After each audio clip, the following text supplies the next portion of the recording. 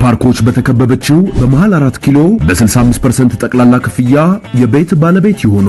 ሜሪት ፕሮፐርቲስ ከባለ 1 እስከ ባለ 3 መኝታ አፓርትመንቶች ላይ የ35% ታላቅ ቅናሽ አድርጎ ባለ 1 መኝታ በ3.9 ሚሊዮን ብር አጠቃላይ ክፍያ፣ ባለ 2 መኝታ በ7.7 ሚሊዮን ብር አጠቃላይ ክፍያ፣ ባለ 3 መኝታ በ10.5 ሚሊዮን ብር አጠቃላይ ክፍያ አቀርቦሎታል። ልብ ይበሉ፣ የታላቅ ዕድል የሚቆየው ለ15 የተመረጡ ቤቶች ብቻ ነው። እንዲሁም ለንግድ ሱቅ ፈላጊዎች ሙሉ በመሃል መርካቶ ተክለ ሃይማኖት ከ440 ሺህ ብር ቅድመ ክፍያ ጀምሮ የንግድ ሱቆችን ከ11 እስከ 32 ካሬ በኔት ኤሪያ ብቻ በሽያጭ ላይ እንገኛለን። ታዲያ ይህ ዕድል ሳያመልጦት ከታች ባለው ስልክ ይደውሉ።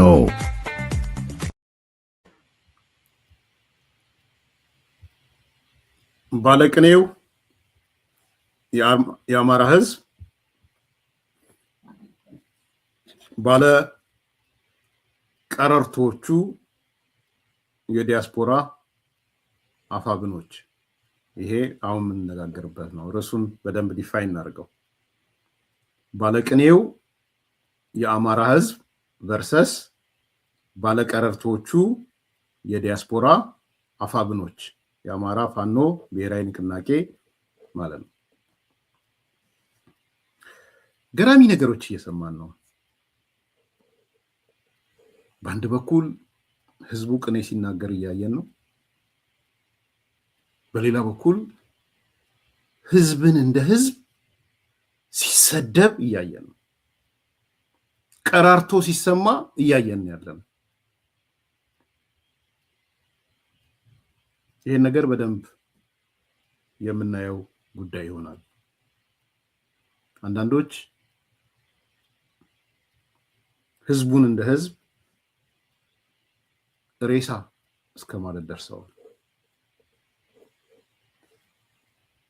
እውን ህዝብ ነፃነት ያስፈልገውናል ብለው እስከ መጠየቅ ደርሰዋል። የአፋብን የውጭ ሀገር አመራሮች ማለት ነው። ለምንድን ነው እንዲያስባላቸው ይሄን ነገር እስከ ማለት እንዴት ሊደርሱ ቻሉ? ነፈዝ፣ ህዝቡን እንደ ህዝብ ነፈዝ እያሉት በራሱ ፍቃድ አገልጋይ ባሪያ የሆነ እያሉት ድንቁርናንም እየጨመሩለት የበታችነት ስሜት ያለው እስከ ማለት ሁሉ ደርሰዋል። ይሄንን ህዝብ እነዚህ ደግሞ የአፋብን የአማራ ፋኖ ብሔራዊ ንቅናቄ የውጭ የዲያስፖራ አመራሮች ናቸው። ተጽዕኖ ፈጣሪ፣ በአፋብን ውስጥ ተጽዕኖ ፈጣሪዎች ናቸው። ይህን ህዝብ ለምንድን ነው በዚህ መጠን ሊሰድቡት የፈለጉት?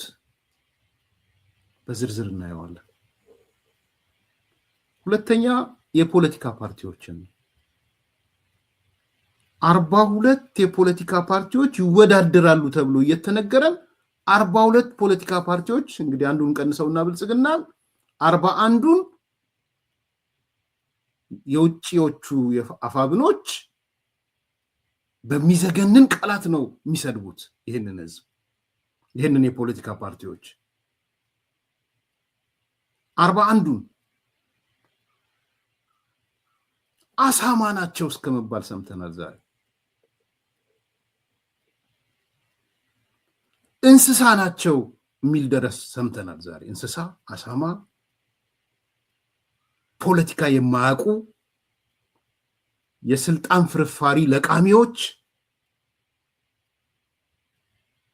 እና መጨረሻም መጥፋት ያለባቸው የሚል ነገር ሰምተናል።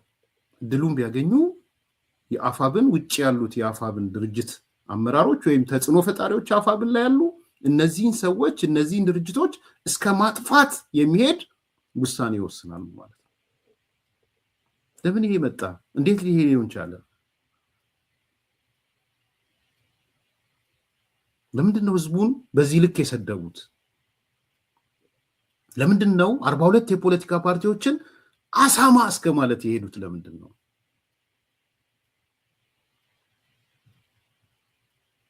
ለምንድን ነው ዲያስፖራ ሲሆኑት? ለምን ሀገር ቤት ያሉት ያንን ለምን አላሉ የሚል ጥያቄ መሰረታዊ ጥያቄ። ያንን ነው የምናነሳው ማለት ነው። መጀመሪያ ባለቅኔ የሆነውን የአማራ ህዝብ እናንሳው። ቅኔው በዝቶባቸው ቅኔውን ወስዶበት የአማራ ህዝብ ቀረርቷ የሚያደርጋቸውን ማለት ነው። ዛሬ እና ትላንትና የአማራ ህዝብ ተናግሯል። በአደባባይ ወጥቶ ተናግሯል። እኔ እያንዳንዱ ቪዲዮ ይዤላችሁ አልመጣም ብዙ ስለሆነ። የአማራ ህዝብ ግን ትላንትናና ዛሬ አደባባይ ወጥቶ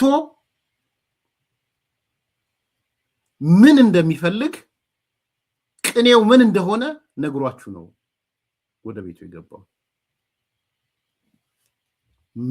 መቼም ልትክዱት የማትችሉት አደባባይ የወጣ ሀቅ ነው። በአማራ ህዝብ ኮርቻለሁ። በዚህ አጋጣሚ በጣም ደስ ብሎኛል። እርግጠኛ ነኝ ብዙዎቻችሁ እንደነ አቶ ጀዋር እንደነ ሌላው ጠመንጃ ተደቅኖበት የወጣ ህዝብ እንደማትሉ ተስፋ አደርጋለሁ። ባይ ዘ ዌይ የኦሮሞ ዘረኛውም እንዲህ ሲላችሁ ፈሪ ህዝብ እያላችሁ ፈሪ ቦቅዋቃ ነው ማለት ነው ህዝቡ እያላችሁ ቅኔው ከገባችሁ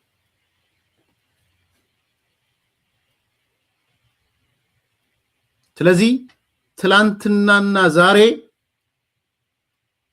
ባህር ዳር ተናግራለች። ትላንትናና ዛሬ ጎንደር ተናግራለች። ትላንትናና ዛሬ ሰሜን ሸዋ ተናግራለች። ትላንትናና ዛሬ ወሎ ተናግሯል። ደሴ ተናግሯል። ከሚሴ ተናግሯል። አደባባይ ወጥቶ ነው የተናገረው። ቅኔው እሱ ነው። የህዝብ ጎርፍ ነው ያየነው። የህዝብ ማዕበል ነው ያየነው። ያ ማዕበል የብልጽግና ማዕበል ላይሆን ይችላል ያልኳችሁ ለዛ ነው። ጉዳይ አይደለም የብልጽግናም ባይሆን፣ በነገራችን ቢሆንም ባይሆንም ጉዳይ አይደለም። ቅኔ የምላችሁ እሱን ነው።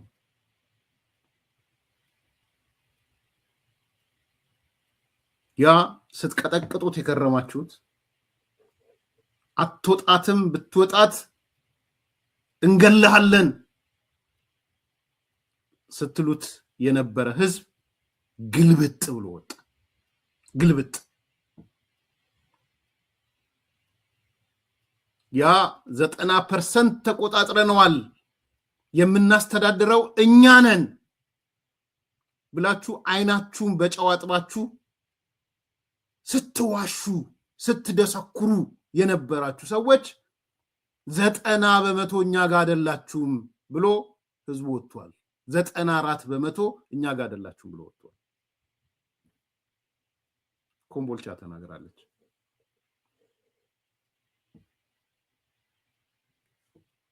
ትላንትና ትታስለቅሱት መምህራን ስጨፈጭፉ ስገሉ የነበሩ ሰዎች ዛሬ የህዝብ ወጥቷል። ቅኔ ተናግሯችሁ ወጥቷል። የአማራ ህዝብ ቅኔ ነው የተናገረው ትላንትናና ዛሬ። የተወሰኑትን ማህበራዊ ድረገጼ ላይ እንትን ሞክሬያለሁ። አንዳንዶች ሌላ ነገር ሲጽፉ አይቻለሁ። አዎ አውቃለሁ ብዙ እንደሚጽፉ እልህ ንዴት ብዙ እንደሚያጽፍ አውቃለሁ። ግን ተናግረዋል። ደብረ ብርሃን ተናግራለች። መጀመሪያ ያስገባሁት ደብረ ብርሃን። ደሴ ከተማ ተናግራለች። የደሴ ህዝብ ተናግሯል። ባህር ዳር ተናግሯል። ሰሜን ጎንደር ደባርቅ ተናግሯል። ሰሜን ሸዋ መንዝ ተናግሯል። እናርጅና እናውጋ ደብረ ወርቅ ተናግሯል። ማዕከላዊ ጎንደር አይከል ተናግሯል። ጎንደር ከተማ እንደ ከተማ ድምጿን አሰምታለች። ምዕራብ ጎጃም ቡሬ ተናግሯል። ደብረ ማርቆስ ተናግሯል። ማቀረ ቅኔ ነው የተናገረው። እናመሰግናለን። የአማራ ህዝብ እንደ ህዝብ ነው የምናመሰግነው። የጮህ ነው ለዛ ነው። አንድ ሶስት ነገሮች ግን ታጠቃለሁ ስለ ቅኔው ስናወራ። አንደኛ በኩራት ነው የምናገረው። ብዙዎች ቆሽጤያቸው እንዳረረ አይቻለሁ። መሸፋፈኛ የሆነ ጀነራል ምናምን ሲሉ አይቻለሁ።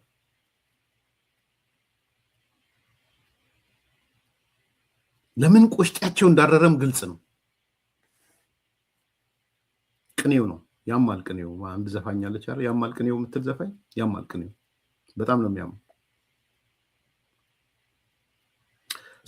ምንድነው ሜሴጁ? አንድ 3-4 ሜሴጆች። አንደኛ በነገራችን ላይ አንዳንድ አካባቢዎች ላይ ፈንጂ ለማፈንዳት ሞክረው ነበር።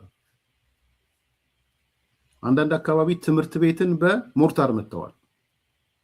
ዝርዝሩን ነግራችኋለሁ ሌላ ጊዜ። በንዴት በሞርታር ወርውረው ትምህርት ቤት አፍርሰዋል። ዛሬ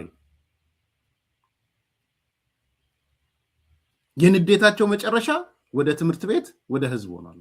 ዛሬ የተከሰተ ነው ነገር። ሞርታር ተኩሰው ትምህርት ዝም ብሎ ምንም የቆመ ትምህርት ቤት አፈንድተዋል።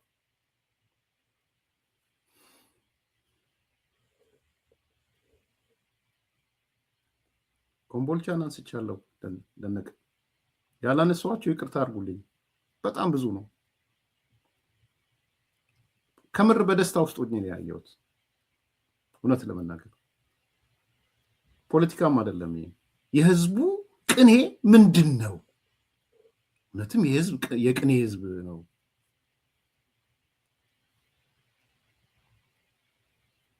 ምንድነው ቅኔዎቹ?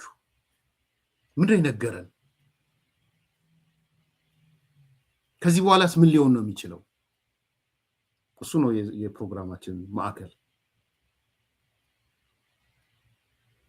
በመጀመሪያ የአማራ ህዝብ ያስተላለፈው መልእክት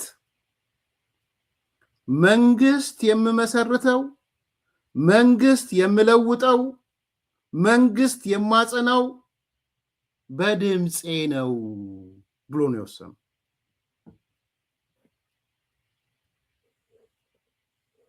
ዴሞክራቲክ ነው ምርጫው፣ ፕሮሰሱ ምናምን ለወደፊት እናየዋለን። ነገር ግን ምን ወሰነ? አደባባይ ወጥቶ መንግስት የምመሰርተው፣ ማጸናው፣ ምለውጠው በድምጼ ነው። የምርጫ ካርዴን ነው የምጠቀመው። ወደ ሳጥኑ ከትቼ የሚመጣውን ድምጽ ነው የምፈልገው። የኔ መንግስት የሚመሰረተው ከሳጥን ነው የሚወጣው ነው እያለ ይሄ ነው የመጀመሪያው ቅኔ። የአማራ ህዝብ ከሳጥን የሚወጣ መንግስት ነው የሚፈልገው። እሱ ሳጥን ውስጥ በከተታት ማለት ነው።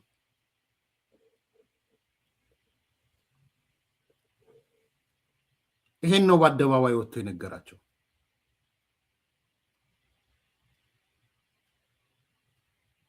እንዳልኩት ማንን ይመርጣል ከ6 ቀን በኋላ እናየዋለን። ለኔ ጉዳይ አይደለም እሱ። አሁን ባለው ሁኔታ ከእከሌን ሊመርጥ ነው የሚለው አይደለም ለኔ ዋጋ ያለው። መርጬ ነው መንግስት የምመሰርተው ነው ዋጋ ያለው ለኔ። ህመሙ እሱ ነው፣ ቅኔው እሱ ነው። አንደኛው ይሄ ነው። ሁለተኛ በሰላማዊ ሰልፉ ፍላጎቱን ለመግለጽ ግልብጥ ብሎ የወጣው የአማራ ህዝብ ሁለተኛ መልእክት የምፈልገው ሰላም ነው ነው ያለው። አለቀ። ሰላም። ታጣቂዎች ጊዜያችሁ አልፏል ነው እየነገራቸው ያለው። ይበቃል። 3 ዓመት ለፋው፣ ልጆቼን አጣው፣ ወንድሞቼን አጣው፣ ንብረቴን አጣው፣ ሐዘን ለበስኩ፣ ጥቁር ማቅ ለበስኩ፣ ይበቃኛል። የምፈልገው ሰላምና ሰላም ነው የሚል መልእክት ነው ያስተላለፈው የአማራ ህዝብ ከሰሜን ሸዋ እስከ ጎንደር።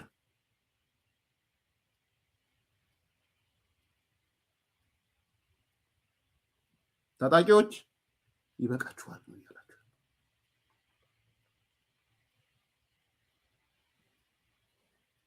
አጀንዳችሁ ተጠልፏልም ሊሆን ይችላል። ከዚህ በኋላ ኮዛችሁን በጠመንጃ የሚሳካ ኮዝ የላችሁም ሊሆን ይችላል። ከዚህ በኋላ ለትጥቅ የምንቀሳቀስበት በኃይል በጉልበት የምቀይረው ነገር ፍላጎት የለኝም ነው ሜሴጁ።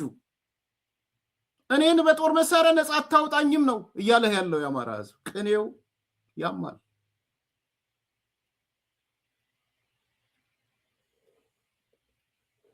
ከፈለገ ሰኞ ለታ የሚቀጣውን ብልጽግና መቅጣት ከፈለገ ይቅጣው። ቅጣው። ባይዘው የአማራ ህዝብ ቅር ካለ ቅጣው። ለኔ ትልቁ ደስታ አደባባይ ወጥተህ ሰላም ነው የምፈልገው፣ የመንግስት ለውጥ በጠመንጃ አፈሙዝ አይመጣም፣ የመንግስት ለውጥ በባሩድ ሽታ አይመጣም ብሎ ይሄ ህዝብ የወሰነለት ነው ቅኔ የሆነው። አደባባይ ወጥቶ ነው የወሰነው። ደግሞ እገልሃለሁ፣ እጨፈጭፋለሁ፣ ትወጣና ወየውልህ የሚል የሽብርተኝነት መግለጫ ወጥቶበት ነው የወጣው ይሄ ህዝብ። ቅኔው እሱ ነው። ያማል ቅኔው። ሰላምና ሰላም ነው፣ ሰላም የህልውና ጉዳይ ነው ብሎ የወሰነ ህዝብ አለ።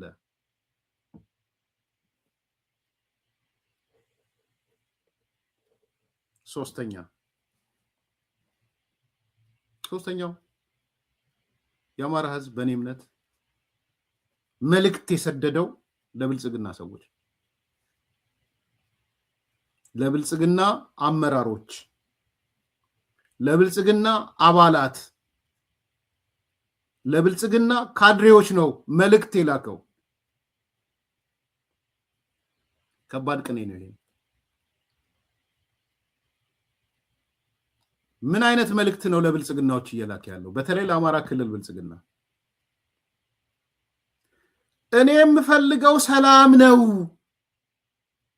ሰላም ከደፈረሰ ተጠያቂ የምትሆነው አንተ ካድሬው ነህ ነው እያሉት ያሉት። አማራ ክልል የሰላም እጦት መንስኤ ህዝቡ አይደለም። ከዚህ በኋላ ወይም የህዝብ ፍላጎት የለበትም። ካድሬ ሆይ፣ አባል ሆይ፣ ብልጽግና ሆይ፣ አቶ አረጋ፣ አቶ ተመስገን፣ ሌሎቻችሁ ከዚህ በኋላ አማራ ክልል የሚመጣ የሰላም እጦት በዋናነት ተጠያቂው እናንተ ናችሁ የሚል መልእክት እያስተላለፈ ቅኔው እሱ ነው።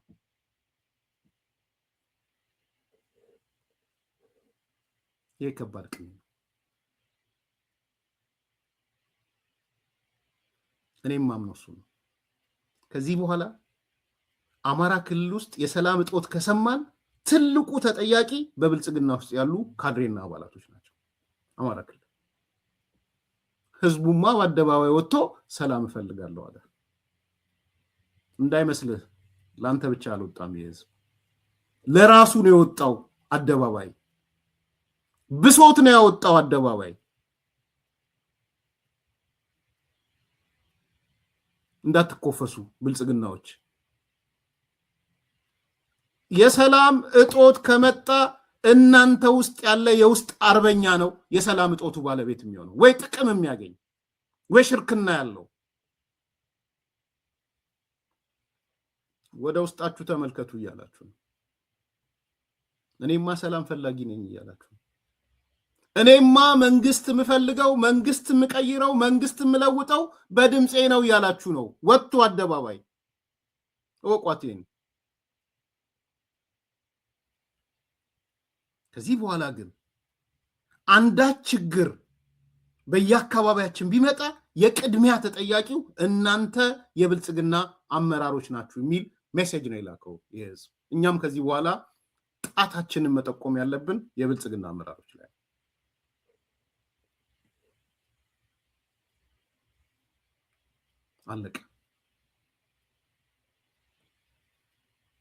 አለቀ። ሌላ ነገር አይደለም። ስለዚህ አርፈ ስራህን ትሰራ እንደሆነ ስራ። ይሄ አጥር ላይ የምትንጠለጠለውን አቁም። ሲታሰረ ወደኔ ሲፈታ ወደሱ አቁም። በዚህ በኩል ሌላ ነገር እያረክ በዚህ በኩል በሌላ ነገር እያረክ የምትሄደውን ሁለት ቦታ የምትንጠለጠለውን አቁም። የህዝቡ መልእክት እሱ ነው። ቅኔው ያማል። ከባድ ቅኔ ነው የአማራ ህዝብ ያስተላለፈው ዛሬ። ብልጽግናዎች ተኝታችሁ ካደራችሁ ተሳስታችኋል።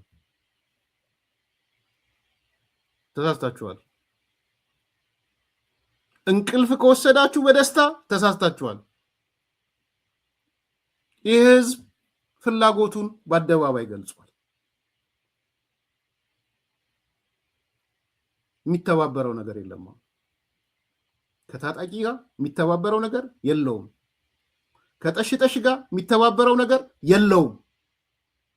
የሰላም ናፍቆት በግልጽ አደባባይ አውጥቶታል። ጠመንጃ ደግናችሁበት አይደለም የወጣው ይሄ ህዝብ። ፈሪ ህዝብ አይደለም ይሄ ህዝብ። አንዳንዶች በፈሪነት ማዕቀፍ ሊከቱ ሲሞክሩ ፈሪ እንዳልሆነ እናውቃለን። ይሄ ህዝብ ኢን ሚሊየንስም በጠመንጃ ልታወጣው አትችልም። ህዝብ ካመፀ አመፀ ነው።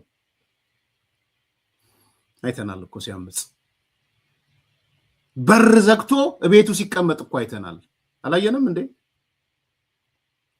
ጉራጌ ክልል ምልክት አይደለም እንዴ? ለዚህ ስንትና ስንት ሺህ ካድሬ ተልቆ ቤቱን ከርችሞ አልኖረም እንዴ? ጉራጌ ህዝብ፣ ሌሎቹም አካባቢ ህዝብ እምቢ ካለ እምቢ ነው። ይሄ በጣም አደገኛ፣ በተለይ ለአማራዎች የምነግራችሁ በገንዘብ ተታሎ ነው፣ በጠመንጃ ተታሎ ነው፣ ተገዶ ነው ምናምን የሚል ከሌላ ቦታ በተለይ ከመጣ እየናቃችሁ መሆኑን ወቁት። የትግራይ ጽንፈኛው እንደዛ ካላችሁ እንዴት እንደሚንቃችሁ ነው እየነገራችሁ ያለው። ህዝባችሁን እንዴት እንደሚንቅ ነው እየነገራችሁ ያለው። የትግራይ ዘረኛ እንደሱ ካላችሁ፣ የኦሮሞ ዘረኛ እንደሱ ካላችሁ ህዝባችሁን እንዴት እንደሚንቅ ነው እየነገራችሁ ያለው። ይሄ ሊገባችሁ ይገባል።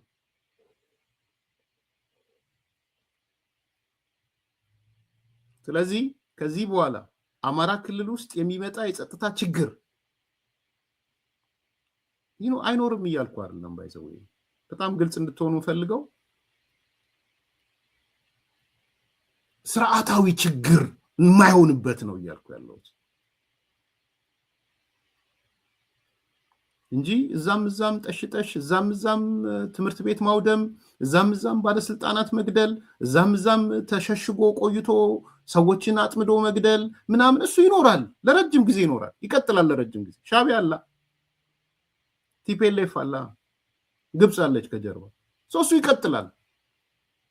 የሆነ ቦታ ሂቴንድራም ይኖራል። እሱ የሆነ ቦታ የጉሬላ የሆነች ቦታ አጥቅተው የሆነ ነገር አድርገው መሄድ ይኖራል። እሱ በሱ አይደለም ተጠያቂ እያረኳቸው ያለሁት፣ ግልጽ እንድትሆኑ። ኢንሲደንትስ ይኖራሉ፣ ክስተቶች የሆነ ቦታ ጠሽጠሽ ይኖራል። በፍጹም በሱ አትጠየቁ። በጣም ግልጽ ነው። ኤርሚያስ የሚናገረው ነገር ግልጽ ነው። የክልሉ አጠቃላይ ችግር ሆኖ ግን የሚቀርብ አይደለም። ለምንድን ነው እሱ የሚሆነው? የህዝብ ፍላጎት ስላልሆነ። ፒሪየድ። ህዝብ ሰላም ነው የሚፈልገው። ህዝብ በድምፅ በወረቀቱ መንግስት መመስረት ይፈልጋል። በአደባባይ ወጥቶ ነግሯቸዋል። የህዝብ አጀንዳ ያልሆነ ደግሞ ስርዓታዊ ችግር ሊሆን አይችልም። ስርዓታዊ ችግር ስትራክቸራል ስለሆነ ነገር ነው ማውራው እንጂ ጠሽ የትም ይኖራል። ተላላኪ የትም ይኖራል። ባንዳ የትም ይኖራል።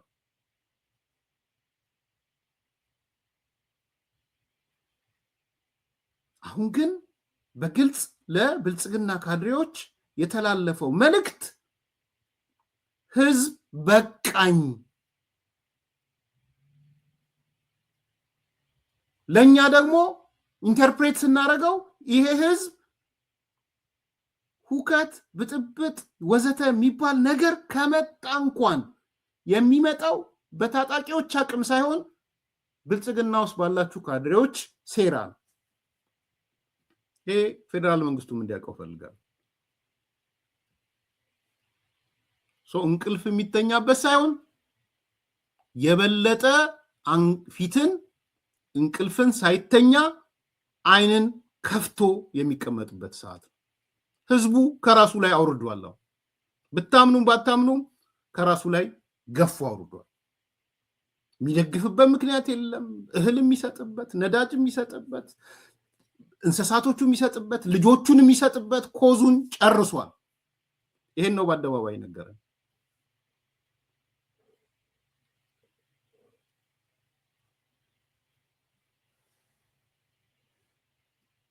ይሄን በደንብ ተረዱ። አራተኛው ቅኔ ለዲያስፖራ ያስተላለፉት መልእክት ነው። የአማራ ህዝብ ዛሬ ለዲያስፖራ ጽንፈኛው ዘረኛው ሜሴጅ ልኳል።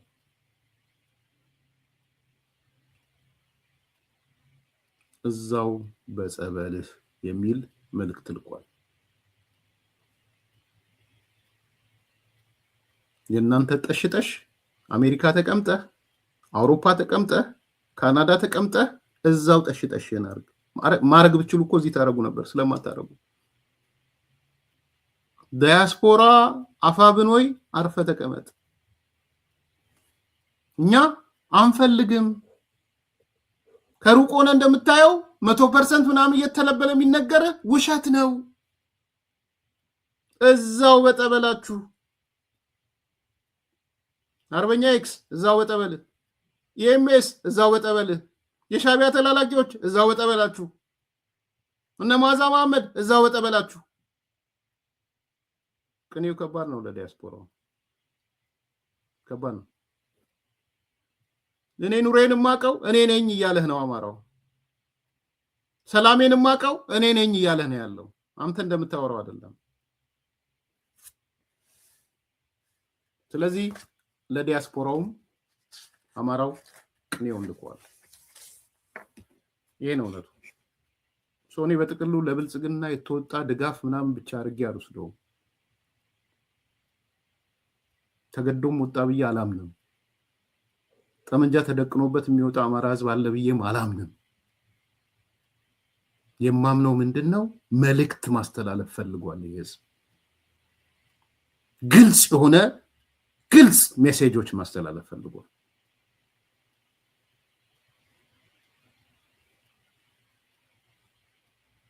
ይሄ ሜሴጅ ታሪካዊ መልእክት ነው።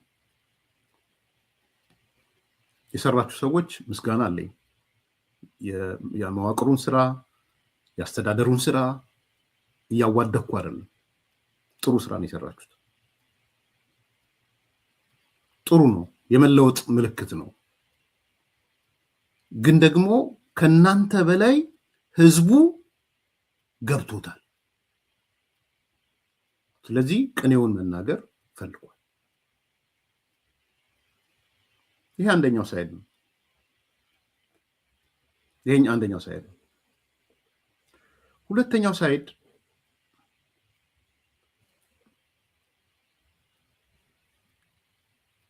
ኦኬ፣ ይሄ ቅኔ ያመማቸዋል። ከቁጥጥራቸው ውጪ የወጣባቸው ሰዎች አሉ። በተለይ ዲያስፖራ፣ የዲያስፖራ አፋብኖች። የዲያስፖራ አፋብን ማለት የሻቢያ ተላላኪው፣ የአማራ ዘረኛው፣ ከዚህ ከህዋት ጋር ያለው እዚህ ሸኔ ምናምን የሚለው እንደሱ ሰብስቤ ነው የአማራ አፋብኖች ያልኳቸው እነሱ ናቸው።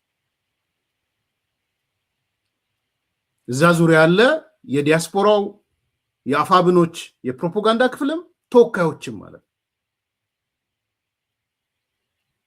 እነሱ ቀረርቶ ማሰማት ጀምረዋል። ቀረርቶ አንድ ሶስት ነገሮች ምሳሌ ይሰጣቸዋል። አንደኛ የአማራን ህዝብ እንደ ህዝብ በቀጥታ የሰደቡት ሰዎች አሉ። በቀጥታ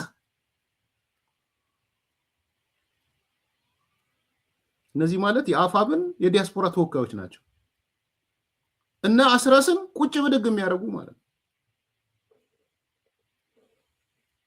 ፕራይመሪ መረጃ የሚደርሳቸው ከና አስረስ ጋር የሚያወሩ ቲክቶኩን ሌሎች መረጃ የሚለዋወጡ የአፋብን የዲያስፖራ ወኪሎች ማለት ነው። በቀጥታ ህዝቡን ሙልጭ ያደረጉት። ሙልጭ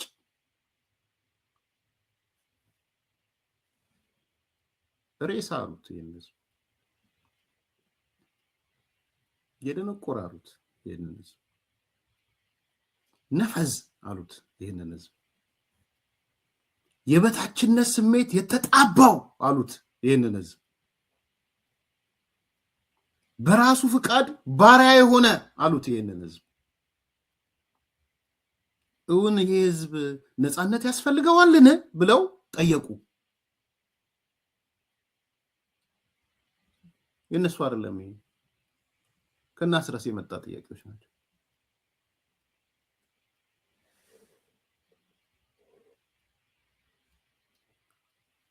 ሬሳ ሁላ ይህንን ሰልፍ ግን ትግራይ ላይ አታየውም። ይህ ህዝብ በእውነት ነፃነት ያስፈልገዋል።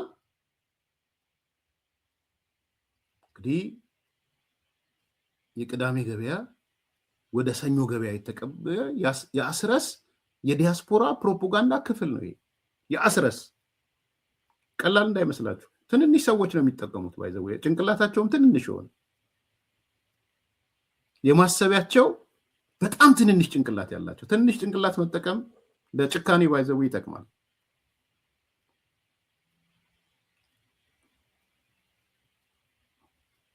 እንዳያችሁት ነው ህዝቡ ነው ኤክስ የተደረገው። ሬሳ ተባለ ያዘ። ከዛ ከማጋ ተወዳደረ፣ ከትግራይ ህዝብ ጋር ተወዳደረ።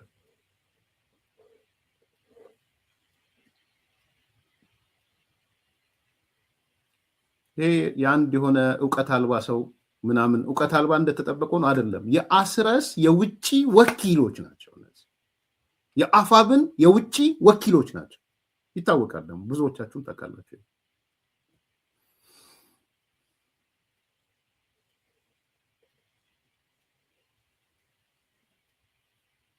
በነገራችን ላይ ይህ የዛሬ ብልጽግና ደግፎ የወጣ ነፈዙላ ወያኔም 30 ዓመት እንዲህ ስታስጨፍረው የኖረ ህዝብ ነው።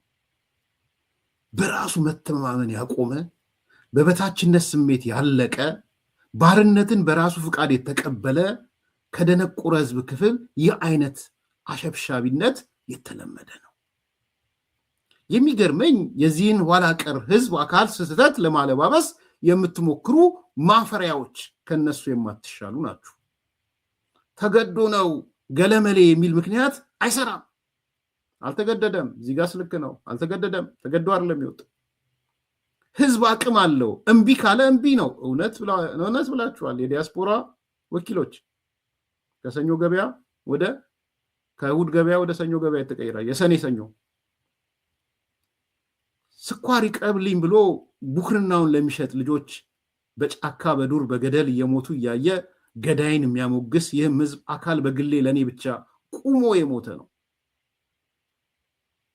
የህዝብ አሸናፊነት ለማየት የትግራይ ህዝብ ምስክርነት ነው። የትግራይ ህዝብ ሆይ ናፈከኝ ተጀመረ። ከዛ በኋላ በምን እስር ቤት ውስጥ ነው ያለው የትግራይ ህዝብ ጉዳይ አይደለም ለነሱ።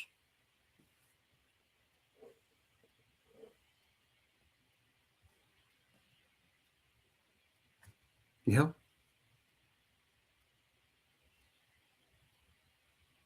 ምን ማለት ነው?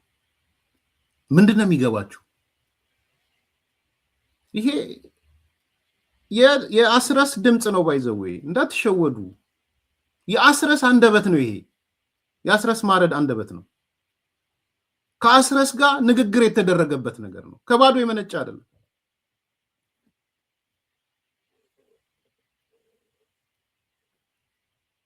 አንደኛው እሱ ነው።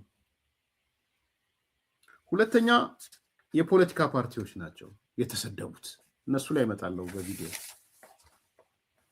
ሶስተኛ ግን የሳምንቱ እንቅስቃሴ ታይቶም የኢትዮጵያ ወጣቶችም ተሰድበዋል። ከአማራው ባሻገር የኢትዮጵያ ወጣቶች ሲሰደቡ ነው የከረሙት። እሱም እዚህ ውስጥ የሚገባ ነገር ነው። ተስፋ ከመቁረጥ የሚመጣ ስድብ የኢትዮጵያ ወጣቶችም የአዲስ አበባ ወጣቶች ወዘተ እነሱም የዚህ አካል ነው፣ የፓኬጁ አካል ነው። ባይዘው ይሄን ትውልድ ብንረግመው አልተሳሳትንም። ትውልድ ረጋሚ ሆኖ የመጡ ሰዎች አሉ።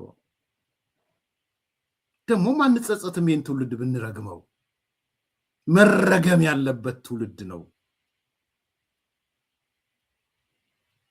ረጋሚው ዲያስፖራ የተቀመጠ የአፋብን የሻዕቢያ ፕሮፓጋንዳ ክፍሎች ናቸው። ይሄ ትውልድ ቢረገምስ ያጸጽታል እንዴ የሚሉን ማለት ነው።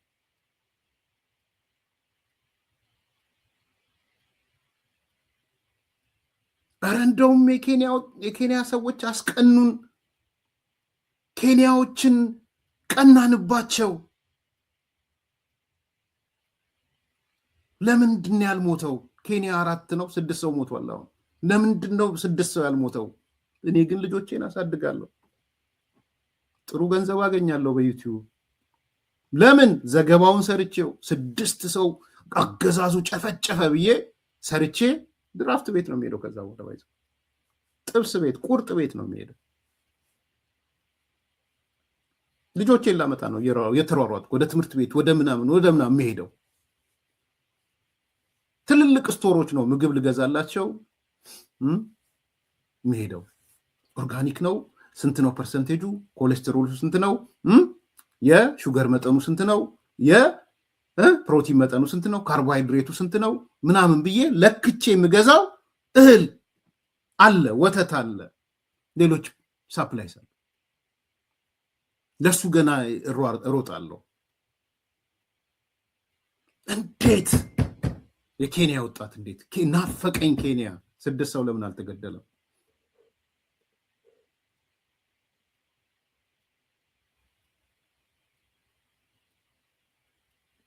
የኢትዮጵያ ሕዝብ ማለት ከሙዝ ልጣጭ ያነሰ አቅም ያለው ነው። የኢትዮጵያ ሕዝብ ነው ባይዘው የተባለው ከሙዝ ልጣጭ፣ የሙዝ ልጣጭ ጉልበት ከኢትዮጵያ ሕዝብ ይበልጣል ነው የተባለው ባይዘው። ሙዝ እንኳን ሲረግጡት ልጣጩ አንሸራቶ ይጥላል። የኢትዮጵያ ሕዝብ ማለት ከሙዝ ልጣጭ ያነሰ ወኔ ነው ያለው ነው የተባለው። ዝም ብሎ የመጣ አይደለም። ተስፋ መቁረጥ በጣም ከባድ ነው።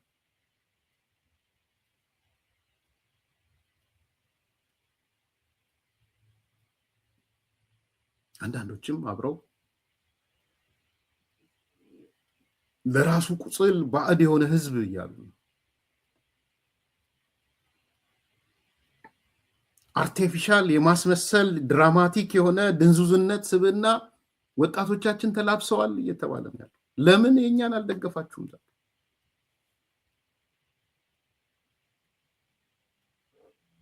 ነገር ጆሮ ዳባ ልበስ አንሰማም አናይም ብለው የአርሰናል ደጋፊዎች አደባባይ ወጣው እንዲሳጥለቀልቁ እውነት የትውልድ በዚህ ዘመን ላይ መፈጠርን ብንረግም ችግር አለው። እውነት እንጠየቅበታለን፣ በዚህ እንጸጸታለን። ምንድነው መደረግ ያለበት? ከኬንያ ምን እንማራለን? ኬንያዎች አስቀኑን፣ እውነት ቀናን። በኬንያዎች እንዲህ ድምፅ አውጥተህ ስትናገር እንዲህ ለህብረተሰቡ ልሳን ስትሆን ግድ የለም ተመችቶኛል፣ አንተ ለምን እዛው ዳር ሆነ ስለኛ ልትናገር አትችልም ብሎ መልሶ አንተን ሊገስጽ ይሞክራል። ደግሞ ምን አይነት ሞራል እንዳለን ራሱ የሚያስገርም ነው። እውነት ለመናገር ያሳፍራል። ልጣጭ ስትረግጠው እኮ ይጥልሃል። የኢትዮጵያ ህዝብ የሙዝ ልጣጭን ያህል እንኳን እየተረገጠ መጣል አቅቶታል። ምናልባትም መሪን የሚሾመው እግዚአብሔር ነውና እግዚአብሔር ያንሳው የሚል በጣም በጣም በጣም የሰነፍ አባባል እየተጠቀምን ቀደም ሲል ያልከው ነው ያርሰናል እንኳን ደስ አላችሁ በዚህ አጋጣሚ ያርሰናል ደጋፊዎች። ግን ኢትዮጵያ ችግሯ ብዙ ነው፣ ሰፊ ነው። ይሄ ወጣት የሚያለቅሰው ስለምንድን ነው መሆን ያለበት? አዎ ስፖርት መዝናኛ ነው፣ መደገፍ ምንም ችግር የለውም። ነገር ግን በዚህ ደረጃ ህዝብ እያለቀ ህዝብ እየሞተ ሀገሪቱ በቀውስና በመከራ ታጥራ ለሌላው ነገር ጆሮ ዳባ ልበስ አንሰማም አናይም ብለው ያርሰናል ደጋፊዎች አደባባይ ወጥተው እንዲያጥለቀልቁ እውነት የትውልድ በዚህ ዘመን ላይ መፈጠርን ብንረግም ችግር አለው? መሳሳይ ሳምንት ውስጥ የኬንያ ህዝብ 20% ጨመረብኝ ብሎ በደንብ ስሙ ብዬ ነው። ብዙ ቦታዎች እንደተቸራሸረ ሐሳብ እንደተላወጠበት አይቻለሁ፣ ግን እንድታስተሳስሩት ስለፈለኩ ነው። የኬንያ መንገዶች በኬንያ ወጣቶች በአመጽ ሲጥለቀለቁ በዛው ወቅት ኢትዮጵያ ውስጥ ይሄ ሁሉ መከራ የሚወርድበት ስራ የሌለው ቤተሰቦቹ የሚሰቃዩ ወጣት አርሴናል ሻምፒዮንሺፕ አሸነፈ ብሎ መንገድ ዘግቶ ይጨፍራል። ዩሲ ስለዚህ ለራሱ ቁስል ባዳ የሆነ ሙሉ አዲስ አበባ ስትፈርስ ለምን ብሎ የሚጠይቅ ህዝብ የለም። እግር ኳስ ሊያውም የሀገር ውስጥ ተጫዋቾች በሌሉበት አንድ የእንግሊዝ ክለብ አሸነፈ ብሎ እያለቀሱ ወጣቶቹ ስሜታቸውን ሲገልጹ ስታይ በቃ አርቲፊሻል ስብዕና፣ የማስመሰል ስብዕና፣ የድራማቲክ የሆነ ሌላ እንትን ወጣቱ እንዲላበስ በደንብ በቃ በተሳካ ሁኔታ የማደንዘዝ የፔን ውስጥ ህመም እያለ ግን ሁሉ ቀን ማደንዘዣ እየተወጋህ ህመሙን ፊል እንዳታረገው ከተደረግ በሽታው አልዳነም። በሽታው በሰውነት ውስጥ እየተሽከረከረ ነው። ምናልባትም ሊገልህ ጥቂት ደቂቃዎች ሊቀሩት ይችሉ ይሆናል። ግን ማደንዘዣ ሁሌ የዛ ቦታ ላይ ማደንዘዣ ስለሚኖርህ ያ ማደንዘዣ ያመመህ ሆኖ አይሰማህም። ሌላው ቦታ ላይ ጥፍሩ ሲቆረጥ ትንሽ ደም ደማ ብሎ ያዙ ሊቀቁኝ መርፌ ማደንዘዣ ያልተወጋው ህዝብ የኬንያ ህዝብ ኖ ይላል። እዚህ ደግሞ ነፍስህን ሊገዳደር የሚችል ስንት መከራ የተሸከመ ህዝብ በየቀኑ የሚሰጡትን ማደንዘዣዎች የኮሪደር ማደንዘዣ የምናምን ብቅርቅ ማደንዘዣዎችን እየተወጋ የደነዘዘ ወጣትና እንትን ስለሆነ ያለው መንግስትን ኩሽን አያደርግምና እኔ እንደው በእውነት በቃ በዚህ ዘመን ራሳችንን የምንታዘብበት ጊዜ ነው መሳይ። እውነት ለመናገር ያሳፍራል።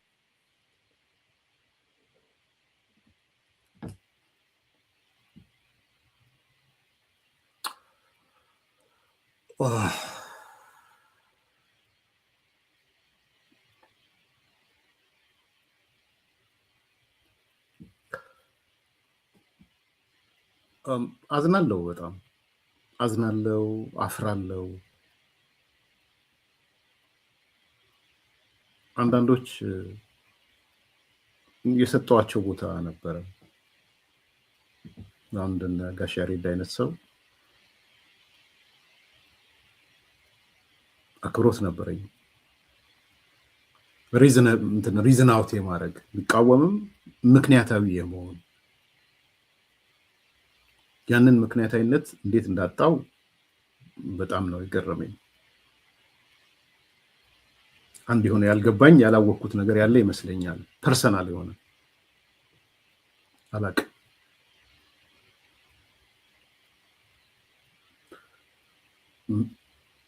አርቲፊሻል የማስመሰል ድራማቲክ ድንዙዝ ስብዕና ግን አይባልም። ለማን ነው የምትታገሉት ማለት ነው? እንደሱ ከሆነ ማንን ነው አዌርነስ ልትፈጥሩ የምትፈልጉ? ምን ማለት ነው ድንዙዝ ስብዕና ማለት? ይህን ወጣት ደነዘዘ እንዴ? ይሄ ወጣት እና አዶናይ እኮ 4 ሚሊዮን ነው እኮ የ4 ሚሊዮን ወጣቶች እኮ ነው ሞቢላይዝ እያደረጉ ያሉት 4 ሚሊዮን።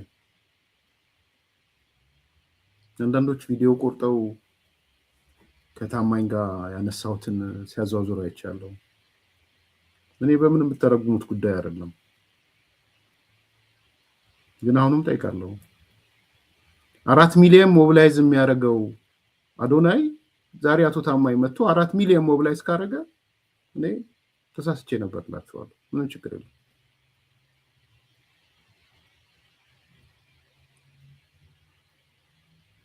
ሀያ ሚሊዮን የሚያንቀሳቅሰውን እንግሊዛዊ ኢትዮጵያ ጋብዞ አምጥቶ በዚህ ፍጥነትና በዚህ መጠን ኢትዮጵያን ሲያስተዋውቅ በዛ ደረጃ አቶ ታማኝም ይዞ ከመጣ ተሳስቼ ነበር እላችኋለሁ። የትላንትናውን አይደለም ያነሳሁት፣ ዛሬ ላይ ቆሜ ስለ ዛሬ ወጣቶች ነው የተናገርኩት። ድንዙዛት በሏቸው ነው እያልኩ ያለሁት። ድራማቲክ ናችሁ አትበሏቸው ነው እያልኩ ያለሁት። የራሱ ዘመን ስብዕና አለ። የ60ዎቹ ወጣቶች ያላቸው ስብዕና አለ። የ70ዎቹ ወጣቶች ያላቸው ስብዕና አለ። 80ዎቹ፣ 90ዎቹ፣ 2000ዎቹ፣ 2010ዎቹ፣ 2020ዎቹ የየዘመኑ ስብዕና የየዘመኑ ቢሄቪየር አንድ አይደለም፣ ተመሳሳይ አይደለም። ዘመኑ መለወጡን እመኑ ነው እያልኩ ያለሁት። አልፎብናል የሚለውን እመኑ ነው እያልኩ ያለሁት፣ እኔን ጨምሮ። እናንተ ባረሳችሁበት አሮጌ በሬ የሚያርስ ወጣት የለም ነው እያልኳችሁ ያለሁት። the world is flat so entertain የሚያደርግ ነገር እንግሊዝ ሀገር ውስጥ የአርሴናል እና የሊቨርፑል የማንቸስተር ከሆነ ኢትዮጵያ አምጥተውት እያዩት ነው። ኢትዮጵያ አምጥተውት እንግሊዝን አዲስ አበባ አምጥተዋት፣ እንግሊዝን ባህር ዳር አምጥተዋት። the world is flat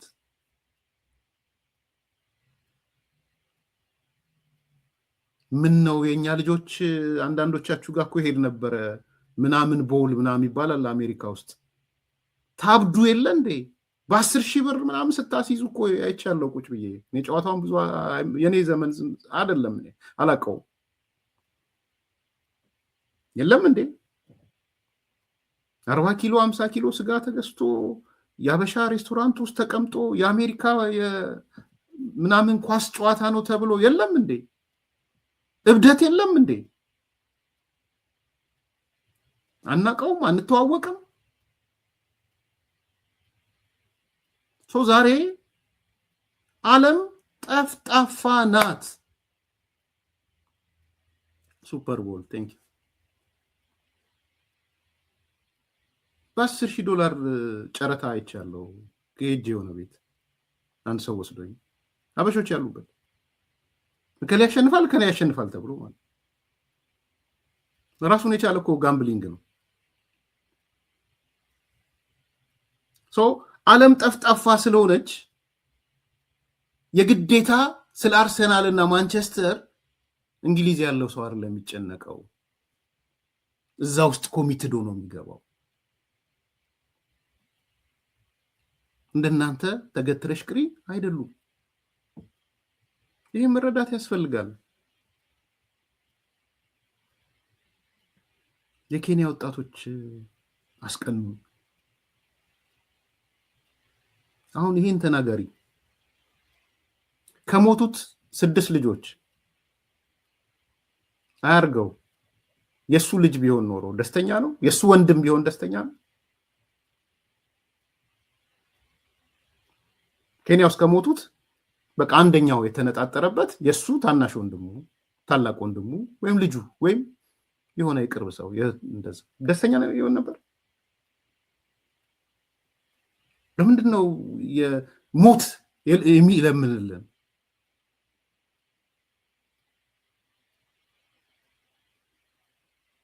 ኬንያም ሲጨፈር ነበር፣ እውነት ነው። ሲጨፈር ነበር። ቪዲዮን ኪያ አምጥታ ሳይታናለች ትላንትና አዲስ ፓራዳይም።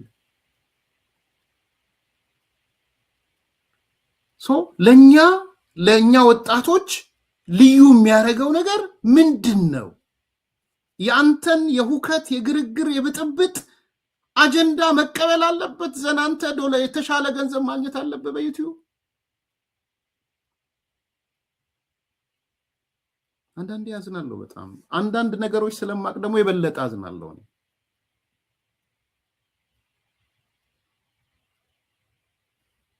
የአንዳንዶች ሰዎች የራሳቸው ብቻ አይደለም።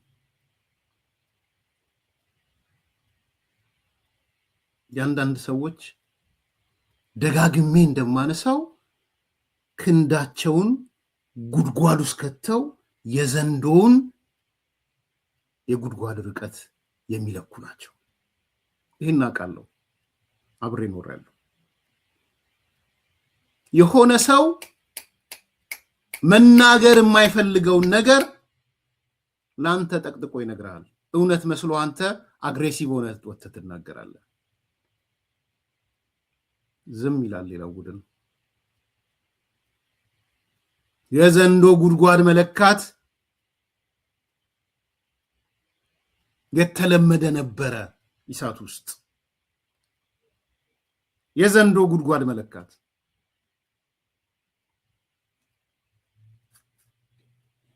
ከዛ ወይም ፊትህንም ያዞሩብሃል። ጊዜና ዘመን ሲመጣ ፊትም ሊያዞሩብህ ይችላሉ። ብዙ ታሪክ አለ በዛ። ጊዜያችሁን አላጠፋም። የጠቅላይ ሚኒስትሩ 1ኛ ዓመት ሲከበር የ1ኛ ዓመት የስልጣን ዘመናቸው አንድ ቪዲዮ ወጥቶ ነበር። እኔ ብዙ የተባልኩበት ቪዲዮ ማለት ነው። ያ ቪዲዮ የመጀመሪያ ዕለት እኔ አላየሁት። አጭር ምሳሌ ልንገራችሁ። አላየሁትም ነበር። የደወለልኝ አቶ ናምን ዘለቀ ነው። ለአቶ ናምን የደወለለት ኢትዮጵያ ቁጭ ብሎ አቶ አንዳርጋቸው ግን አቶ ታማኝም ነበረበት። እሳት ጎርሰው እሳት ለብሰው ሲነግሩኝ ለኔ ምንድነው ስል እንዴት በአንድ ዓመት እኛ እኮ የትላንትናውን ታሪክ ትተን ነው የትላንትና ጠቅላይ ሚኒስትሩ የፈጸመውን ወንጀል ምናምን ትተን ነው እኮ የደገፍ ነው። ለምንድነው ወደ ኋላ ጎትቶ የሚያመጣው? ለኔ ነው የነገሩኝ። ስለ ዘንዶ ጉድጓድ መለካት ነው የነገርኳቸው ያለው። እኔ ይሄ ልክ አይደለም እንዴ እኮ ውሾን ቢያነሳ ውሾ እኮ ነው የተባባል ነው። እኔ ጋር እኮ እናንተው የሰጣችሁ ግንቦት ሰባቶች የሰጣችሁኝ ኦዲዮ አለ፣ አውጣው። ከወጣ በኋላ እሳቱ ሲነሳ ግርግሩ ሲነሳ ግን እኔ አጠገብ አንድም ሰው አልነበረም። ምናልባት መጨረሻ ላይ ፎሪስ ክሬዲት አንድ ሰው ሲጠየቅ አዳራሽ ላይ አለ ወይ ኦዲዮ ሲባል አዎ ኤርሚያስ ኦዲዮ አለው ብሎ የተናገረው አንድ ሰው ፎሪስ ክሬዲት። ጠቅላላ 9-10 ሰው ሲሲ አድርጌ ልኬ ቪዲዮን ዝም ነው ያሉት። ዝም። ጉድጓድ የሚለኩበት አግኝተዋል። የዘንዶ ጉድጓድ የሚባለውን አይነት የሚለኩበት ማለት ነው። ይገባኛል፣ አውቀዋለሁ። እሱ ነገ ከነገ ወዲያ ቋቅ ተብሎ እንደሚመጣም አውቃለሁ። ቋቆች ቅርብ እንደሆኑ አውቃለሁ። በጣም ቅርብ ናቸው። ለስሜት ቅርብ ናቸው። ለጉድጓድ መለካት ቅርብ ናቸው።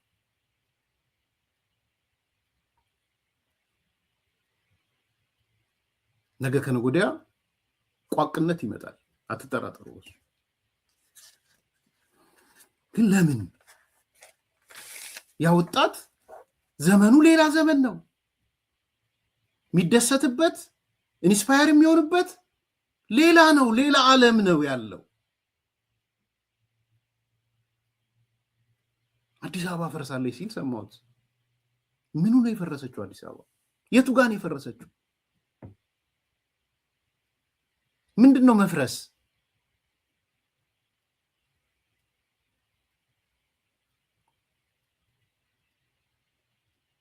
ግልብጥ ብለው ይሄ ሁሉ በጀት አዲስ አበባ ላይ ምን ያደርጋል ሲሉ ትሰማችኋለች። ዘረኝነታቸው ጫፍ ሲደርስ አዲስ አበባ ላይ ይሄ ሁሉ ገንዘብ እንዴት ይፈሳል ምናምን ይሏችኋል። ጫፍ ሲደርስ ዘረኝነታቸው ግልብጥ ይሉና አዲስ አበባ ፈርሳለች ይሏችኋል። የቱን እንውሰድ ታዲያ? እንዲህ አይነት ሰዎች ናቸው። በድምር ውጤት ወደ መጣውበት ልመለስና በአንድ በኩል ህዝብን የሚሰድቡ፣ በሌላ በኩል የፖለቲካ ፓርቲዎች የሚሰድቡ፣ አማራውን ደግሞ ዛሬ ቅድም እንዳያችሁት ሙልጭ የሚያደርጉ ናቸው። አማራውን አሁን ደግሞ የፖለቲካ ፓርቲዎቹን እንዴት ከተወዳደሩማ እነዚህ የፖለቲካ ፓርቲዎች ከተወዳደሩ አሳማ ናቸው። አሁን ህዝቡን የአማራን ህዝብ አንስቼላችኋለሁ፣ ኢትዮጵያ ወጣቶችን አንስቼላችኋለሁ። ሄዱ ደግሞ ወደ ተቃዋሚ ፓርቲ ወደኛ ጋር ካልመጡማ እነዚህ ሰዎች ፖለቲካ ፓርቲዎች አሳማዎች ናቸው፣ እንስሳዎች ናቸው፣ ፖለቲካ አቁም የሚል ስድብ ጀመሩ። ከሱ ቀጥሎ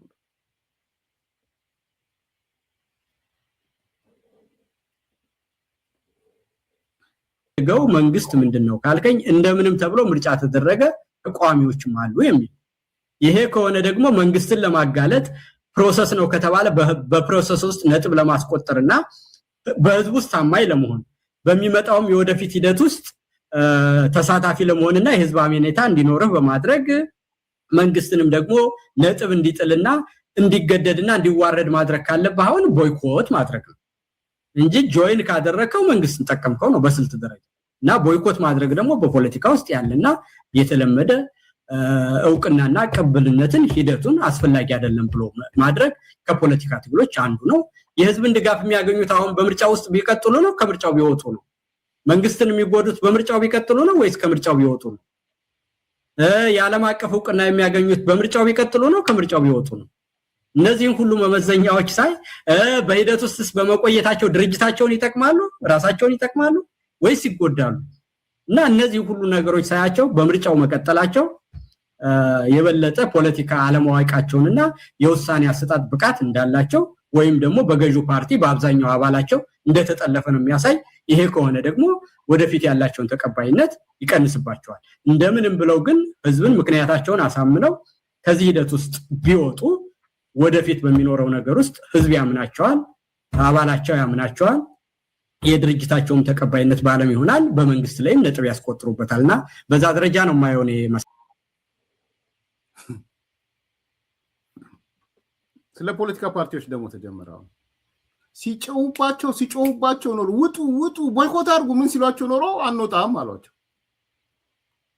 አንወጣም ሲሏቸው የፖለቲካ ዕውቀት የሌላችሁ በገዢው ፓርቲ የተጠለፋችሁ ሆዳሞች ሰምታችሁታል። ሳይጨመር ሳይቀነስ ማለት ነው። የዛሬ ፕሮግራም የፖለቲካ ፓርቲ አሲፍ እሱ በነበረ ሰዓት ሌላ ነበረ ማለት ነው። ሚስተር ግራንድ ጀስቲፋይ ይሄ አይደለም። ገና ይመጣል። አሳማ ይላቸዋል፣ እንስሳ ይላቸዋል። እንግዲህ ራስንም አገርንም ህዝብንም ምንድነው ማዋረድ በአሁኑ ጊዜ እንደ ባህልም ተቆጥሯልና እነዚህን ሰዎች አምርረን ከዛ ከትግላችን አንዱ አድርገን መታገል ብቻ ነው ሳይ። ምክንያቱም ይሄ ደግሞ በጣም መጥፎ ነገር ነው። በፊት እንደው በአሪስቶክራሲው ዘመንና በፊውዳል አስተዳደርም እንኳን ቢሆን ስልጣንን በዘረ ሐረግ እንኳን በሚያገኙበት ጊዜ ትንሽ ክብር የሚባል ነገር አለ። ያኔ ዲሞክራሲ ባይኖርም፣ ያኔ መልቲ ፓርቲ የሚባል ነገር ባይኖርም፣ ያኔ የህዝብ የመምረጥ መብት የሚባል ነገር ባይኖርም እንኳን ለክብርና ለራስ ኖቢሊቲ መኖር ነበር አይደል? የተጣለብኝን ኃላፊነት በዘመዶችን አላሳፍርም፣ የተጣለብኝን ታሪካዊ ኃላፊነት እኔ እኮ ከተመረጠ ቤተሰብ ውስጥ ስለሆንኩ ነው ይሄ ነገር የተሰጠኝ ተብሎ ትውልድ ይቀጥላል፣ አገር ይቀጥላል ተብሎ በአሪስቶክራሲው ዘመንስ ኖቢሊቲ አለና ያ ጸጋ እንኳን በዛን ዘመን እንኳን በዛ ባፈናው ዘመንና በቤተሰባዊ አስተዳደር ነው በዘር ሐረግ ነው በሚባልበት ዘመን ክብር ዋጋ ነበረው። ከዛም በኋላ ደግሞ ምንም ነገር ሽራፊ ነገር ሳያገኙ ለሀገራቸው የሞቱ ሰዎች ያሉባት ሀገር ናት ኢትዮጵያ። ምንም ሽራፊ ሳንቲም ሳያገኙ ቤተሰባቸው ይሄዳል እና ያ ማለት ሀገር፣ ህዝብ፣ ወገን የአደባባይ ሰው መሆን ለክብር ለቤተሰብ ለወገን አገር እኮ አጠቃላይ ኮንትራት ትናንት ስለሞቱ ዛሬ ስላሉ ነገ ስላልተወለዱ የሚደረግ ትልቅ ኃላፊነት የሚሰማው ትልቅ ማህበራዊ ኃላፊነት መሆኑ ተዋርዷል በእኛ ሀገር ውስጥ እና እነዚህ ሰዎች አሁን ይሄን ሁሉ ያልኩን መሰረታዊ ዜግነት አገር አርበኝነት የሚባለውን ነገር ሁሉ ቆርጥም አድርገው ዛሬን ከበላው ድፍት ልበል ብለው የእንስሳና የአሳማ ህይወትን የመረጡ ሰዎች ስለሆኑ እነዚህን ሰዎች እንደው ማምርሮ መታገል ሽማግሌ ሆኖ በሽምግልና ላይ የሚቀልድ የተማረ ሰው ነው ተብሎ በትምህርትና በዋቂነት የነበረውን ክብር የሚያዋርድ የአደባባይ ሰው ነው ፖለቲከኛ ነው ብሎ ለህዝብ የመቆምን ነገር እንዲያርጎ የሚያዋርድ ዜግነትን የሚያዋርድ እና እነዚህ ሰዎች አጠቃላይ ሴቶቻችንን ሁሉ እየበሉ ያሉ ሰዎች ስለሆነ አጠቃላይ ማህበረሰብን በማስቀጥ ነገር ደረጃ አደገኛ የሆነ ስራ እየሰሩና ወንጀልንና ስድነትን እያራቡ ያሉ ሰዎች ስለሆነ በጣም የምንታገላቸው ሰዎች መሆናቸውን እንደው ማወቅ ያስፈልጋል። መሳይ በዚህ አጋጣሚ በጣም ግልጽ እንድትሆኑ ብልጽግናን አይደለም እየተናገረ ያለው 42ቱን ተቃዋሚ 41ዱን ፖለቲካ ተቃዋሚ ፓርቲዎች እንስሳ ያላቸው አሳማ ያላቸው ማለት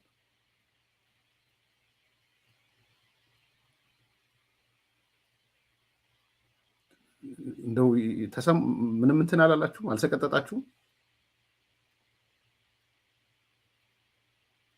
ፖለቲካ ፓርቲዎቹ ይሄ ኢህአፓ ምናምን በሙሉ እነሱም በሙሉ እናት ፓርቲ ምናምን የሚባሉትን ጨምሮ ማለት ምክንያቱም አሁን ለምሳሌ ኢህአፓ በስራ አስፈጻሚ ቦይኮት እናርጋሉና ምክር ቤት ሲሄዱ አታረጓትም አሏቸው። አሁን እየተወዳደሩ ኢህአፓዎች ለምን ተወዳደራችሁ ብለው ፖለቲካ ማያውቁ ደነዞች፣ አሳማዎች፣ ሆዳሞች፣ የስልጣን ጥመኞች፣ ሽርፍራፊ ፈላጊዎች ተባሉ። እንዲህ ናቸው እነዚህ ሰዎች ማለት ኢንጂነር ሊቃል አሁን በፓርቲዎች ላይ የተወሰነ እንደው አስተያየት በመስጠት ነው ቆይታችን የምናበቃው። ፓርቲዎቹ በተለይ አሁን እንደ ፓርቲ የአብይ አህመድ አገዛዝ ጠልፏቸዋል። አሁን ኢህአፓ በማዕከላዊ ኮሚቴ ደረጃ የተጠለፈ እንደሆነ ይታወቃል። መኢአድ የሚባለው እውነት ለመናገር የነ ፕሮፌሰር አስራት ወልደየስ እነ ማሙሸትም እስከተወሰነ ጊዜ ድረስ የሚመሩት መኢአድ አሁን አዳማቂ ሆኖ ጭራሽ በዚህ ምርጫ ውስጥ መቀጠል አለብን የሚል መግለጫ እስከመስጠት የደረሱበት ሁኔታ ነው ያለው። ለማንኛውም በግለሰብ ደረጃ ውሳኔ መወሰን ይፈልጋሉ። በፓርቲ እንዳይሆን ደግሞ ተጠልፏል። ፍርሃት አለ። ለምሳሌ ኢህአፓ በስራ አስፈጻሚ ደረጃ ነው ቦይኮት እናደርጋለን እነዚህ ካልተሟሉ ብሎ መግለጫ ያወጣው። አሁን ያንን እንዳስፈጽም ማዕከላዊ ኮሚቴ ያልወሰነው የስራ አስፈጻሚው ውሳኔ ነው ቦይኮት እናደርጋለን የሚለው ነገር ግን አሁን ይሄንን ውሳኔ አሳልፈው ለማዕከላዊ ኮሚቴ ሰጡ። ማዕከላዊ ኮሚቴውን ብልጽግና ስለጠለፈው አሁን በግለሰብ ደረጃ ካልሆነ በስራ አስፈጻሚ ደረጃ ከምርጫው መውጣት አይችሉም ነው። ቅርቃር ውስጥ ገብተዋል።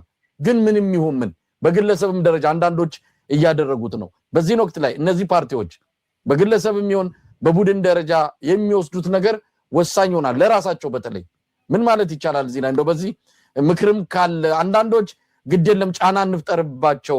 ጫና መፍጠር የበለጠ ያፈርሳቸዋል። ለሚቀጥለው ትግል ፓርቲ እንዳይኖር ሜዳውን ፈረሱም ለብልጽግና አገዛዝ እንዲለቀቅ ያደርጋል። ስለዚህ ፓርቲዎች በህይወት እንዲቆዩ እያደረግን ያለውን ጫና እንደው ቀነስ እናደርግ የሚል አስተያየት እየሰጡ ነው ያለውና ምን ማለት ይቻላል በዚህ መልሱን ስሙት። አንደኛ እዚህ ጋር ልደቱን ለመደብደብ ነው የመጡት። እርስ በራስ ተደባደቡ። ምንም በፊዚካሊም እኮ ይልቃልና ገድኮ በቦክስ ተደባድበዋል እዚሁ ሜሪላንድ።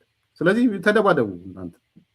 አሁን ይልቃል የሚመጣው ልደቱን ሊደበድብ ነው የሚመጣው። አንዱ በጣም እኮ እርስ በራስ እንዴት እንደሚጠላሉ እኮ በዛ ላይ ቢኮስ ልደቱ ምን ብሏል? ምርጫው ላይ የሆነ ልዩነት እንዳይመጣ ተሳተፉ ምናምን አይነት ነገር ደብዳቤ ጽፏል። ልደቱ ኢህአፓዎችን ተቃውሞ ጽፏል። ይሄ ውጭ ሀገር ያሉትን አስፈራሪዎቹን ኢህአፓዎች ተቃውሞ ጽፏል። አሁን እሱ እንዲደግፍ ነው የመጣው ይልቃል፣ ልደቱን ሊደበድብ ማለት ነው። ተመልከቱ። አንድ የፖለቲካ እውቀታቸው አንዳንድ እንድብል ማይክ ስለያስክ አይደለም። የምርጫ ጉዳይ ስራ አስፈጻሚ ማለት ተወካይነቱ ለማዕከላዊ ኮሚቴ ነው። ማዕከላዊ ኮሚቴ ነው ዋናውን ውሳኔ የሚወስነው። ይሄንን እንኳን የፖለቲካ ፓርቲዎች ሀው እውቀቱ የላቸውም ነው ሰዎች ሀው የፖለቲካ ፓርቲዎች ሀው ነው ይሄ በነገራችን ማዕከላዊ ኮሚቴ የሥራ አስፈጻሚ የበላይ ነው ስራ አስፈጻሚ ማዕከላዊ ኮሚቴ ወሰነለትን ነው ተቀብሎ የሚሄደው ስራ ማስፈጻሚ ማለት እኮ ማዕከላዊ ኮሚቴ የሰጠውን የሚያስፈጽም ማለት እኮ ስራ የሚያስፈጽም ማለት ነው ስሙ ራሱ ስራ አስፈጻሚ ወሰነውን ማዕከላዊ ኮሚቴ ሻረው ማዕከላዊ ኮሚቴማ የስልጣን የበላይነት አለው ይሄን እንኳን የፖለቲካ ድርጅቶች ኤቢሲዲ ገና ናቸው አንዳንዴ ዝም ብለህ ማይክ ስለጨበጥክ አይደለም እንደው እነሱን ላብቃና ዛሬ ልክልካቸውን ከነገራቸው አንዱ ማሲንጋ ነው መደምደሚያ እንዳደረገው ስለፈለኩ ማሲንጋ ዛሬ መጥቶ ስለ ባህር ዳር ስለ አጠቃላይ ለውጡ ምኑ ተናግሯል ነገ ከነጎዲያ ማሲንጋ በለጸገ ብለው ደግሞ ምናልባት ማሲንጋ ላይ ፕሮግራም ይሰር ይሆናል እኔ ግን ላሰማችሁ ማሲንጋ ምንዳል in Bahir Dar the first time that it had the opportunity I'm here on the edge of Lake Tana here in Bahir Dar the first time that it had the opportunity come to Bahir Dar during my tenure here and I am thrilled I look forward to coming to the capital of Amhara, the home of Gojam for so long during the entirety of my tenure as ambassador here in Ethiopia. And we've been able to figure out how to do it. The response to my visit, the welcome that I and my team have received have been incredibly warm and very, very generous. This has shown me that this society, this community, the institutions here have certainly gone through difficult times and have taken and weathered a difficult shock, but are well positioned and well poised to move ahead in a positive, forward-looking, productive way in the years to come. I just came back from a tour of the MSA factory where they're doing animal feed, producing edible oils, and exporting high-quality protein meal to the United States and other locations. This is something that they have done in the middle of this difficult situation.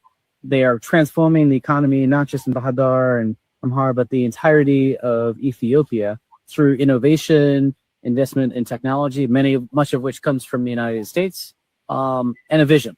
So if that can be done now, imagine what can be done going forward. We spent a lot of time at the university, and I'm incredibly pleased to make the connections in person with the University of Bahir Dar. They have, again, taken adversity and turned that into an opportunity. Now they are the most popular option for high school leavers choosing university in Ethiopia. Why have they done that? It's the quality of their teaching, quality of their institutions, quality of their programs. And so the United States looks forward to working with the University of Bahir Dar across their departments as it moves forward in its autonomy journey. It's very clear that this region has gone through much. There's been a lot of pain. We can't ignore that. You can't deny that. But what I've heard time and time again, not just from the leadership, the political leaders, no, but from average people from all walks of life, is that not only do they hope that tomorrow will be a brighter time, but they expect that this crisis comes to an end sooner rather than later. But I am very convinced after my 2 days here that the people are ready and more than capable of recovery and thriving in the years to come. Yeah, almost የምርጫ ቅስቀሳ ነው በሉ እንግዲህ ብልጽግና ተከፈለው በሉትና እርፍ በሉ ማሲንጋ ዛሬ ከወራት በፊት ነው የሚል ነገር ተነስቷል የተነሳው ዛሬ ነው ግን የለጠፉት ኦልሞስት ብልጽግናን የአማራ ክልልን ተስፋን የሚያሳይ ነገር ነው ያነሳው ኤምባሲው በትዊተር ገጹ ነው ያሰፈረው ለአማራ ህዝብ ሰላም ለአማራ ህዝብ ደህንነት ለአማራ ህዝብ ብልጽግና ምን ያህል ወሳኝ እንደሆነ ያነሳበት ነው ጣና ሐይቅ ዳርቻ ላይ ነው ይሄንን መግለጫ የሰጠው ለመጀመሪያ ጊዜ አማራ ክልል መሄዱን ርዕሰ ከተማዋ መሄዱን እና ከፍተኛ ደስታ እንደተሰማው ህዝብን እንዳናገረ ባለስልጣናት እንዳናገረ ህዝቡን ሲያናገር ህዝቡ የሰላም ፍላጎት እንዳለው የለውጥ ፍላጎት እንዳለው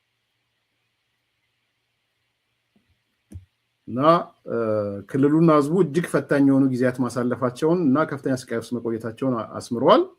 ይህ ቀጠና ብዙ መከራዎችን እንዳሳለፈ ግልጽ ነው። ይችላ ማለት መካድ አይቻልም። ነገር ግን ይላል ከፖለቲካ መሪዎች አልፎ ከተለያዩ የህብረተሰብ ክፍሎችና ተራ ዜጎች ጋር ባደረኩት ውይይት ህዝቡ የተሻለ ነገር ተስፋ በማድረግ ባለፈ ይህ አሁን ያለው ቀውስ በተሻለ ፍጥነት እንዲያበቃ በከፍተኛ ሁኔታ እንደሚጠብቅ ተገንዝቤያለሁ። ማደምደም የፈለኩትም በማሲንጋ ኩለዚ ህዝቡ ለሰላም ቆርጦ ተነስቷል። ከዛ ኢንቨስትመንቱን ያነሳል። ወደ አሜሪካ የሚላኩ ምርቶች እንዳሉ፣ ከአሜሪካ የሚመጡ ማሽኖች እንዳሉ፣ አገሪቷ ትራንስፎርም እያደረገች እንደሆነ የሚያነሳቸው ነገሮች አሉ። ዛሬ ነው ማሲንጋ በለጸገ፣ የአሜሪካ ኤምባሲ በለጸገ፣ ኤርቨን ማሲንጋ በለጸገ። መልካም ቀን።